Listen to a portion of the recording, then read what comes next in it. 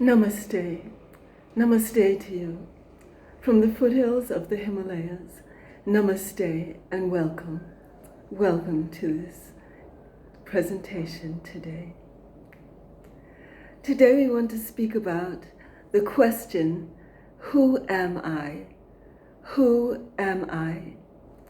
So many times in the world today, we identify with the surface aspects of who we really are.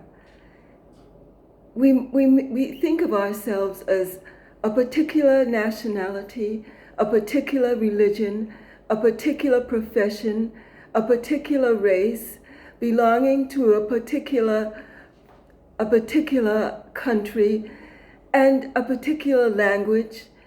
We think that we are this body, this ever-changing physical body. But who are we in essence? Who are we really? This is the question we want to consider today. Who am I? Who am I? Am I the ever-changing physical outer material aspect of life? Am I this body? Am I this classification, this religion, this culture, this race?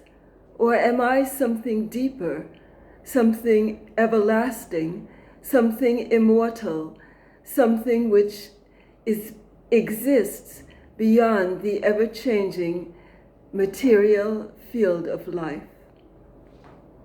According to quantum physics, the universe itself is a vast web of scintillating energy.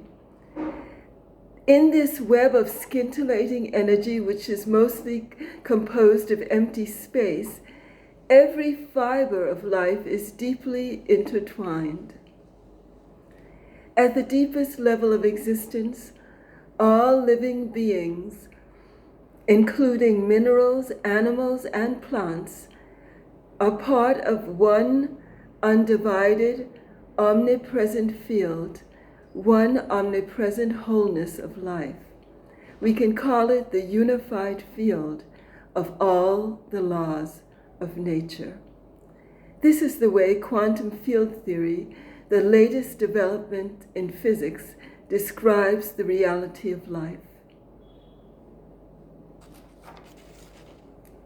When we focus our attention on the outer differences, the outer field of diversity, this focusing on the separations between different aspects of life, between ourselves and different components of life, this is what actually produces conflicts and warring tendencies in society.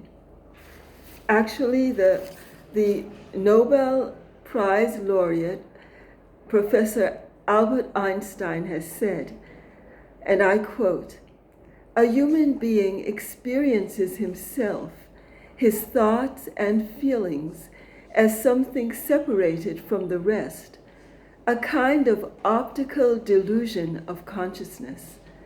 This delusion is a kind of prison for us, restricting us to our personal desires and to affection for a few persons nearest to us.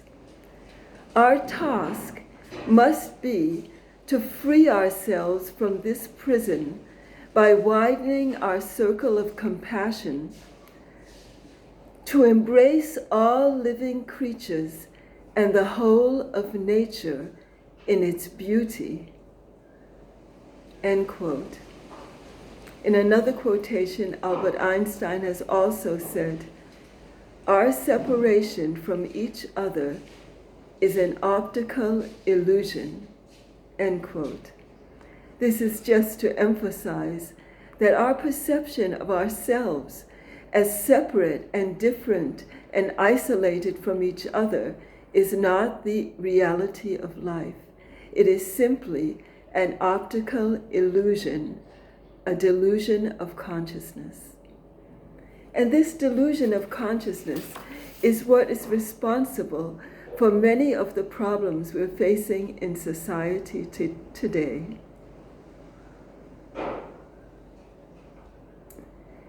The reality of life is that we are one unbounded ocean of consciousness. I am infinite, unbounded, immortal, eternal, pure existence, pure intelligence, pure being. Each one of us is the self of the universe. Each one of us is the soul of the universe. Each one of us is intimately interconnected to the unified wholeness of life itself. There's a Vedic saying, a Vedic aphorism which says, Aham Brahmasmi, I am totality. Again, a Vedic aphorism, Sarvam Kalvidam Brahm, all this is wholeness. All this is one unified wholeness of life. This is the reality. This is the highest truth of Vedic knowledge. I am everywhere. I am the self of all. Maharishi Mahesh Yogi has said, and I quote, everything and everyone is just a part of one's own self. And if we reject anyone or anything, we are damaging ourself, our wholeness, and this will only diminish yourself and cause us greater suffering. End quote. And there's a beautiful quotation by the great poet Rumi, which encapsulates this idea of each one of us being the very wholeness of life itself. And I quote, I am not from the east or the west. I am not Christian or Jew or Muslim. I am not Hindu, Buddhist, Sufi, or Zen. I do not belong to any established religion or any cultural system. I am neither the body nor the soul, for I belong to divine soul of my Lord, my beloved. End quote. So this poem just encapsulates the idea of Aham Brahmasmi. I am totality. I am pure, unbounded being.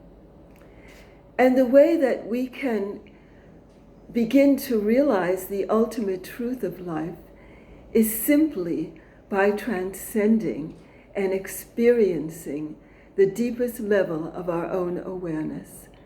When the mind settles down and begins to experience the quieter and quieter and quieter levels of our own awareness, and then to transcend and experience the state of pure, unbounded being, the field of pure consciousness, the self-referral field of pure awareness. This is what allows us to experience that we really are the unified field of all the laws of nature, that unified level of life itself. We are not separate from life. We are not isolated from any part of life. We are actually one with the wholeness of life itself. We are that unified field.